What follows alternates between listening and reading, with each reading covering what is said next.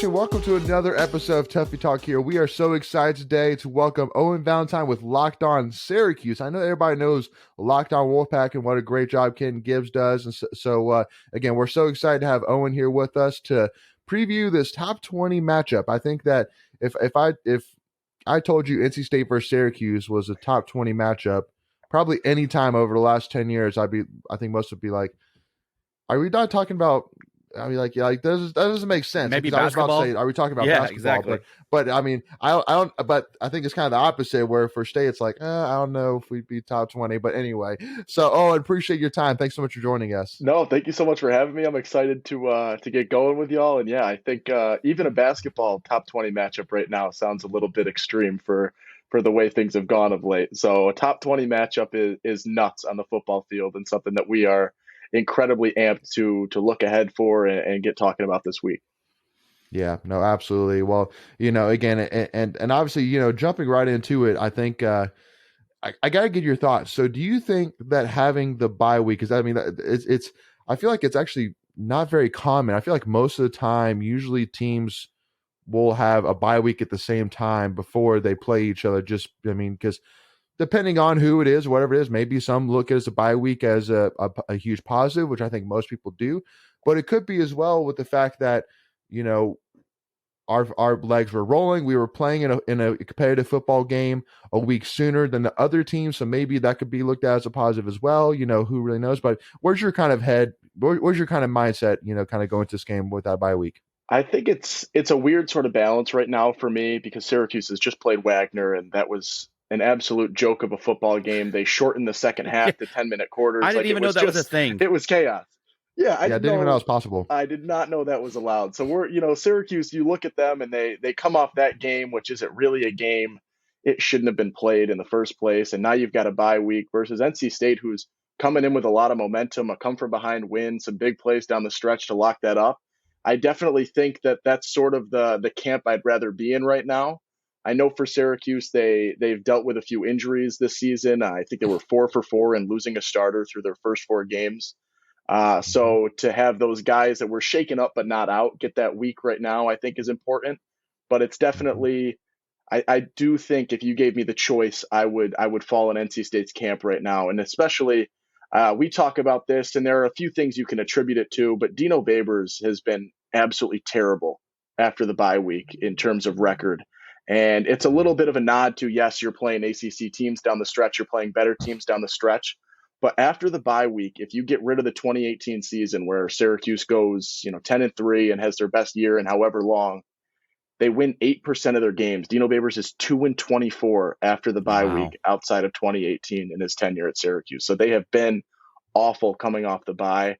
I don't know what that means, if that's a truly telling stat or if it's just a nod to who they're playing, but that number always hits me and jumps off the page for me. And it's something that I hope in Syracuse's, regards, that maybe that's not a permanent thing in this year, right? They're 1 win away from a bowl game, for crying out loud. You're excited. There's a lot of momentum in terms of Central New York and Syracuse football. I hope that's not the case, but that stat has said everything that I need to know in terms of how Syracuse has come off of bye weeks, because it has not been good by any means. Well, and I see over your left shoulder too, obviously, you're a big Yankees fan for sure. So are you worried at all that maybe a lot of Syracuse fans might be more focused on the Yankees and the playoffs right now than Syracuse versus NC State? Look, I say this: Central New York is a Yankees area, but it is very much divided. You've got Mets fans, you've got Boston fans. Really? They're now the Syracuse Mets here for the AAA affiliate, so there's a little bit more of a push. I think maybe you're going to lose a few people in terms of where their priorities lie for that game, but this game is carrying weight in Central New York, and especially with the bye week, you get that extra buildup, so that will help. I know that Syracuse, I believe, has sold about 45,000 tickets so far, if I'm seeing that correct. I think they'll get close to 50,000 if my predictions are right. They haven't done that since, I think, 2019 against Clemson that year. Wow. So this is sort of the game right now, especially with Notre Dame having a downish year. Not that they're terrible, but in Central New York, this is sort of the game to see in the Dome. And it's got that crowd already in terms of ticket sales. And I think, yes, maybe, you'll lose some people to wanting to watch the Yankees if they line up at the right time. But I do think this can be the priority in Central New York for a day. Yeah.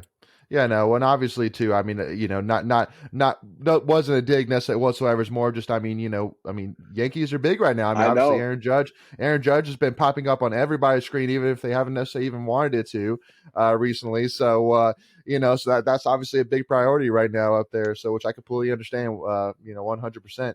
And I'll tell you too, and I'll be 100% honest with you, that I am a little bit kind of twisted in the matter of the fact that I actually am a Dino Babers fan, not necessarily as a coach, but more as a person. I mean, he 100%. really is a just stand up guy. Like, the thing I love, I still watch it even to this day, is God, who did they beat? I think they beat Virginia Tech Yes. back in 2018 or something like that. And I can't I remember when think it it was, was, but it might have been 16. If it was the first one, okay. I think he went That nuts in the Virginia Tech locker was room. big favorites. Virginia Tech was like big favorites, and they beat them in the dome. And and Dino Baber stands up there. They thought they were going to come in here and beat us by 20 to 25 points, and then he come to who house Our and like, house. oh, our house, and I'm like, oh god, good. I mean, again, I do really love Dino Baber. So like, part of me is actually really excited because I mean, I would guess that unless Syracuse absolutely plummets this season, that I'm assuming that this season so far, this start has bought him at least a year or two. Would you agree with that? I think that is a very accurate statement. I think I'm in the same camp as you right now in saying that I love Dino Babers, the guy. I am not sold on him as a coach by any means, but I do think that a Yeah. 5-0 start, given the fact that there were reports preseason about his buyout still being over 10 mil, and that's not something that Mm-hmm. Syracuse can afford to even look at this point. So after this season, he'd still be owed 10 million. He's got Yeah. another year, and I think at that point he gets to finish this contract out, if I'm being Yeah. honest. And I think that this year has been awesome. I'll put the hand in the air. I predicted them to go 4-8. They've already got 5 wins, so I am as wrong as can be, and am playing with house money now, I guess, at this point. Yep. But I look at this, and I mean, no disrespect to Dino, and I got a lot of crap for this on social media this week because we talked about it last week a little bit on our podcast. But this hasn't changed my thoughts on Dino the coach. It has not made a difference. I look at the coordinators a lot more for this success. You look at Robert and and Tony White, two coordinators for Syracuse, have been absolutely outstanding. I give them the nod to this. I think that you're looking at Robert and has done this now in two programs where he's revitalized an offense. And you look at what Brennan Armstrong did at Virginia with Anai, and then Tony Beck, their quarterbacks coach, or Jason Beck, their quarterbacks coach. Outstanding. So I think that that's my worry right now, is not necessarily Dino staying or leaving Central New York, but these two coordinators, I believe, are going to very much be in head coaching conversations in the next couple months as things continue to shake up in college football. Yeah. Absolutely. So you guys are off to a great start, 5-0. Most prognosticators out there said you might win one, maybe two ACC games. You guys you've already done that. But now this is where the rubber meets the road. I mean, your stretch coming up, it's a gauntlet. It's not inconceivable. Buckle up. Buckle up. Get your chin strapped tight. But what's your expectations for the next 4 or 5 games? Because go ahead, Leighton. Well, and it went also too, just to kind of, for those that aren't Sure. aware. So Syracuse plays NC State at home, go to Clemson, which just came from that. So good luck. Good luck with that. Notre Dame at home, at Pittsburgh, Florida State at home, and then at Wake Forest, and then to end the season with Boston College. So. Whew. So just wanted to put that out for all those listening and watching. But go ahead, Owen. Yeah, I mean, we walked into this season looking at the schedule, assuming it would be a 4-week gauntlet with NC State, Clemson, Notre Dame, and Pitt, and it is quickly transformed into a 6-week thing where maybe Notre Dame and Pitt are two of the easier games in that right? stretch. Like, who thought now that? You look at it, yeah. Mm-hmm. I look at this stretch, and I really do think there's a chance they can lose 6 games. And that's not an absurd take. The way I've looked at this team, some of the things they've struggled with, it's feasible to lose all 6. I don't think that's the case. If I were to walk away and see Syracuse won 2 games in this stretch, I think I would be pleased. And then you get yourself a Boston College sort of way to wrap up the season. So they would have 5 to 8 wins. An 8-4 season, I think, is very much a success, even with a 5-0 start, to go 3-4 to close the season out. I think they win 1 or 2 games in this stretch. If I'm being completely honest, I don't know who it is. I have no indications of that. It could be, a Notre Dame, maybe, if things work out in the Dome. But I think just the way Notre Dame has recruits and personnel still, that makes that an even more difficult game than numbers are going to indicate right now.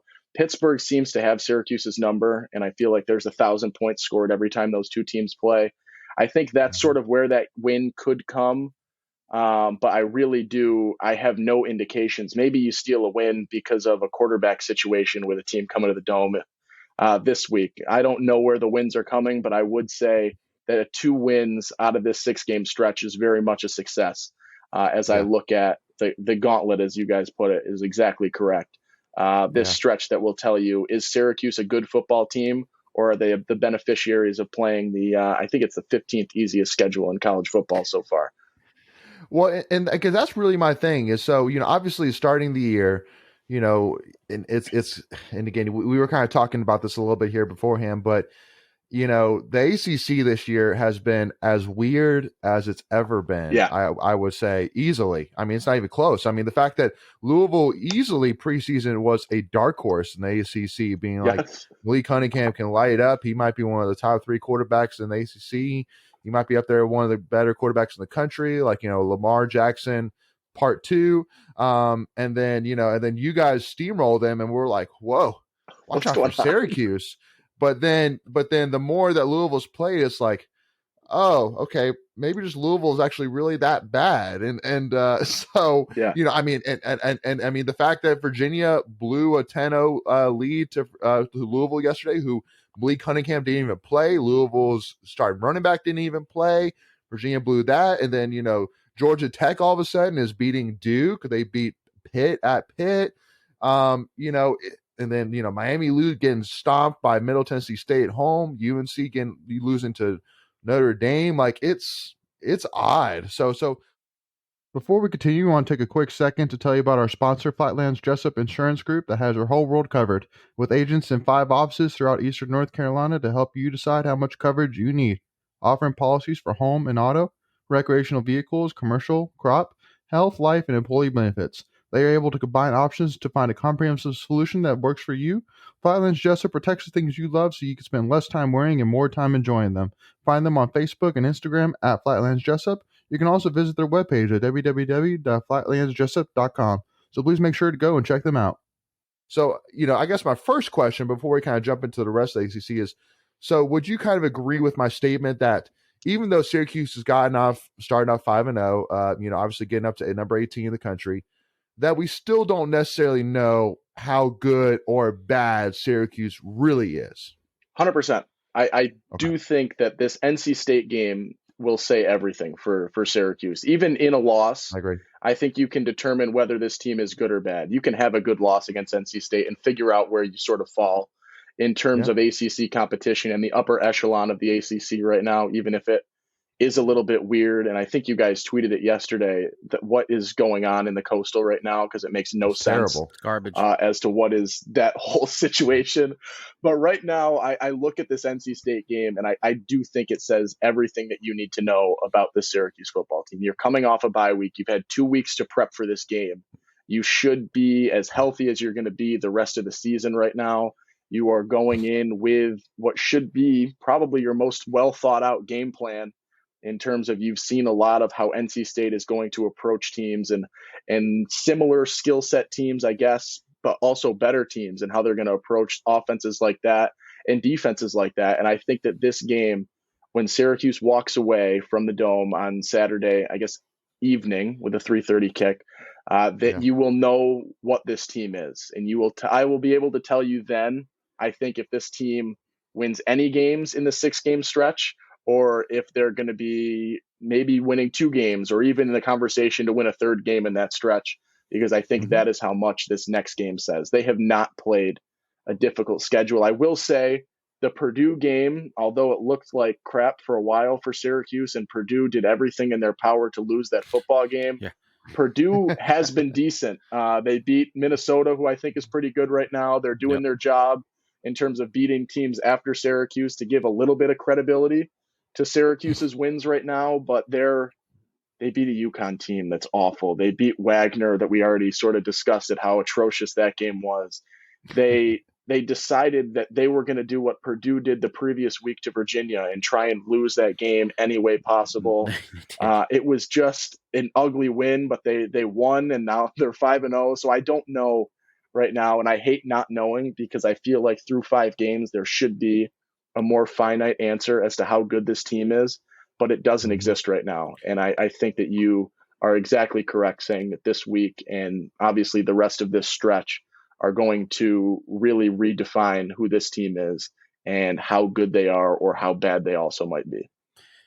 Yeah, the one thing for me is, like, we already kind of knew going into this season that your defense was going to be pretty good. Like that, I mean, if you had to put money on one side of the ball, I think you would have said the defense is going to be, you know, where this team makes its money. But the offense, like, it's stepped up. I mean, we already knew what Sean Tucker was about, right? I mean, like, he's a stud. I mean, there's no doubt about that. He's going to be a first round draft pick, at least in my book. But, you know, wow, I think so. That's a bold statement. I think he is. I mean, but it's also about how the NFL values running backs too. So I think that's the one thing that hurts him in that argument. But with that being said, quarterback play is not what we thought it was going to be. Like I was shocked. I mean, this is a 180 remake. You kind of alluded to it earlier with the coordinators that you guys have.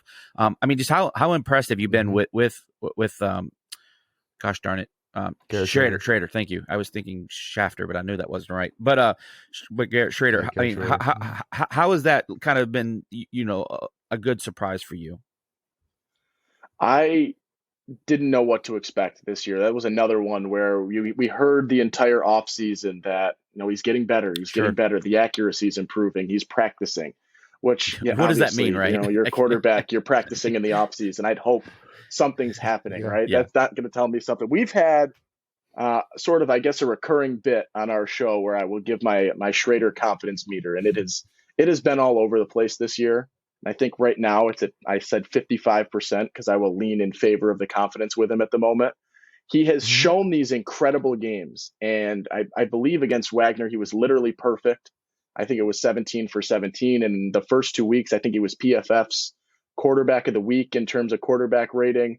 But I look at those 2 games against Purdue and Virginia, and those 2 games there were a different quarterback. Right. And it was a little bit of the decision making that sort of brought you to that thought process that you were in last season, and I think a lot of us were in, is can Garrett Schrader be good given, you know, the decision making and the O-line and things of that in that nature. And it's weird to see right now because we've seen 3 games where he looks like this brand new, everything has changed quarterback that is just flawless and hitting his receivers. The accuracy's there. I think Syracuse is 10th, if I'm correct, or top 15 in terms of pass completion percentage so far this year. They've just been completing passes, but they don't do anything special. And I think that is what works best for Schrader. He is not someone that is going to excel on throwing a deep ball. And I feel like I say this as well on my show, that he is an incredible 15 yards and shorter passer. He is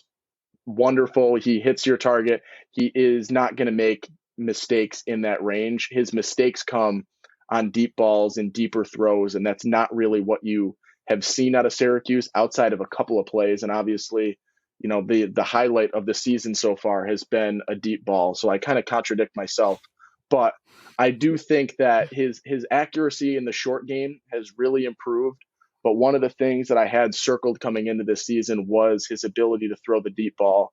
And I'm still not quite sold on his mid to long range passes right now, which is another thing that I definitely have on my high up on my priority list for what I am watching in games against, you know, the next 3-4 weeks. You're playing defenses that are at a level that Syracuse has not seen this year. So that is going to be is Schrader good? And that's the same question I just posed with the whole team right now. But is Schrader good, or has he played 5 mediocre to bad defenses so far this season? Right. True. Yeah, and I think too, one thing which I want to touch on here, as we kind of get to the end of part one here is, obviously, Syracuse definitely took a hit last year by losing Taj Harris in the transfer portal for sure. So first tell me, how much of a shocker was it when you heard the news that Taj Harris was transferring, and then part B, do you feel confident that you have somebody right now that you can lean on to be that stud wide receiver, just like Taj Harris was for Syracuse?